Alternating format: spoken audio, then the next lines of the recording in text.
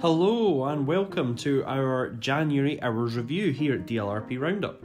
So, one of the things that we have on our website, and we've had since basically the first day that we started the website years and years ago, is the fact that we have our crowd calendars and our forecasts, so you can figure out when's going to be busy and when's not going to be busy during your trip to Disneyland Paris. We kind of offer it as a forward booking service so that you can kind of pick when's the best time to go. It's not perfect, but a little bit on how we do it. So we take the opening hours that Disneyland Paris publish, we download them from their official website using a format called JSON. We then take the file and we convert it into a human readable format, and then from the human readable format we clash that with our wait times and the pricing for the Disneyland Paris hotels. And when we clash it in a 50-50 sort of split between wait time and season pricing from the price grids of the Disneyland Paris hotels, we come up with a projection on what the crowd forecast should be for a given day. So we are currently looking at January in 2019, which is obviously next month, and I'm hoping to do a little podcast every single month on the notable events, the seasons, and what's happened in Disneyland Paris, a little flavour of the crowds and when it's going to be busy and when it's not going to be busy. So this is our very first one. Please give us feedback on this, either if you're watching this on YouTube, drop it in the comments below. If you're listening to this in the podcast, please tweet us at DLRP Roundup. And if you're however else you've got it, please just give us some feedback. We absolutely live for feedback. So the one thing that we're kicking off is the new year, 2019, which is sure to be an amazing year in Disneyland Paris, given the fact that we have a massive expansion underway and the first sort of movements will start happening for that. So if we take an early look at January 2019, which is now only 15 days away from when I record this podcast, we can see that it starts off the month with high crowds, as you'd expect on January the 1st, the 2nd, the 3rd. This is kind of us getting out the road of the whole new year shebang, and that gives us a really, really busy time, almost peak time in Disneyland Paris. The hotels will be at their most expensive, and the parks will be very, very crowded. We can see from that the parks are opening quite early. So you're getting on the 1st, it's opening at 10 o'clock for the general public and 8:30 for extra magic hours, and staying open all the way till 10 o'clock at night. These are long hours for January, especially if you consider on the 31st there's a party in the park at night, so it's going to be a busy day overall in that park.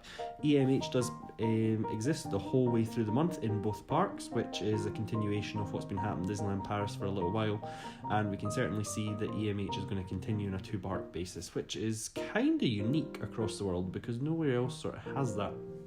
So the opening times do remain from 9 o'clock in the morning most days up till 10 o'clock at night until we get into the second week of the park, where it dramatically drops. So from Sunday the 6th, and that's really our first time of having really low crowds. It is listed on the website as low crowds on Friday the 4th and Saturday the 5th. They will be lower than normal, however they will not be exceptionally low crowds.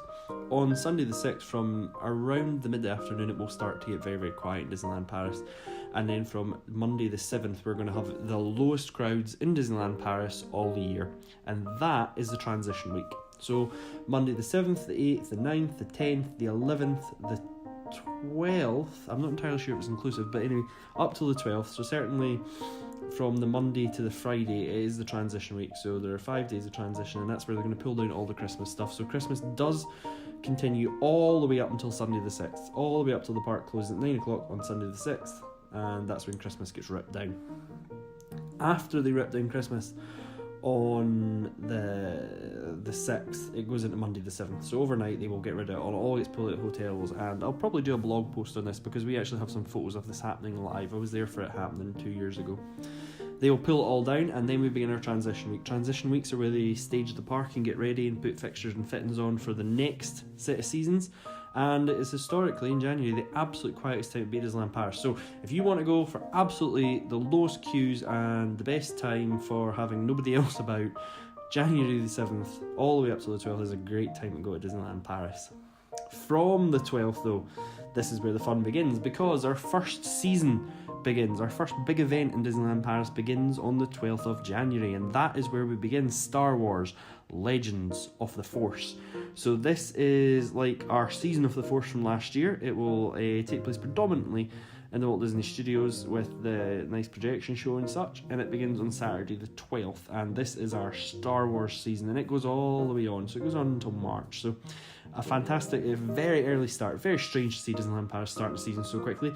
But they are obviously wanting to improve their weaker months rather than having lots and lots of weak months. They're wanting to improve that. So it's great to see this starting off. And then that continues. So you get Saturday as well, Sunday the 13th. Again, very, very low crowds, very low crowded weekend. Great time to be there.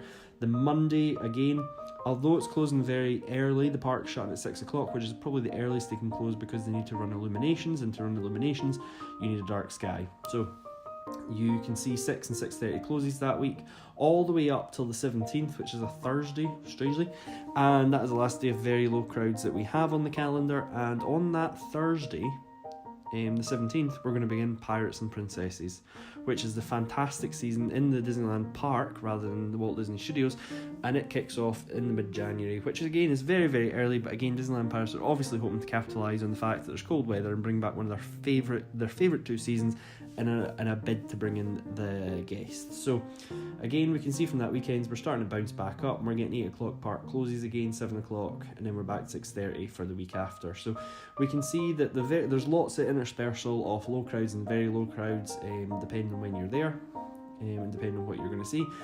But we can see that the closing times, quite short park days there, and you can see that continues all the way to the end of the month with very early park closes, but a lot happening in that time. So the reason they close the park early is because there aren't that many crowds at that time of night, and generally because you're able to get so much more done because of the lower crowds, you're able to get done a little bit quicker, and opening the parks is a massive expense for Disneyland Paris, so they want to save some money. But at the same time, there's plenty to be seen, because even if you are done in the park, you can go and see Buffalo Bill's Wild West show, you can go and try some of the restaurants in the Disney Village, and you can certainly try your hotel bar, which will have entertainment. So a lot of people don't realise that most of the hotel bars have some form of entertainment on at some point or another.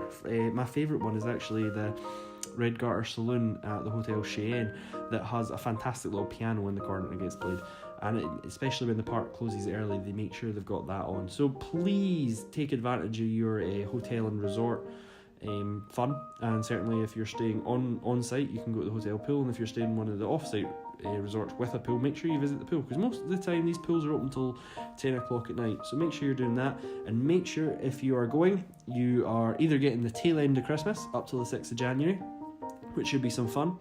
If you're going for a transition week, I know there's not a lot happening, but the key to transition week is you're getting pretty good availability on hours, and you're going to get on the rides without much hassle, given the fact that these rides are very, very empty, and the restaurants are very, very empty. So make sure you try out them, and you probably won't need very many reservations.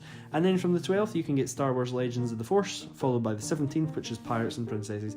I would imagine that from the 17th, that weekend, especially the 18th, 19th and 20th, you're going to get quite busy crowds, because not much has been happening. A lot of the locals won't have been to Disneyland Paris since New Year, and there's 2 seasons that weekend, and 2 seasons starting that weekend. So that's the weekend of the 18th, 19th and 20th. I would say it's going to be busier than normal, and people are going to be in the parks. So I don't know if you've enjoyed this, I don't know if it's useful, but anyway, my name is Graham, and that has been a roundup. Thank you and goodbye.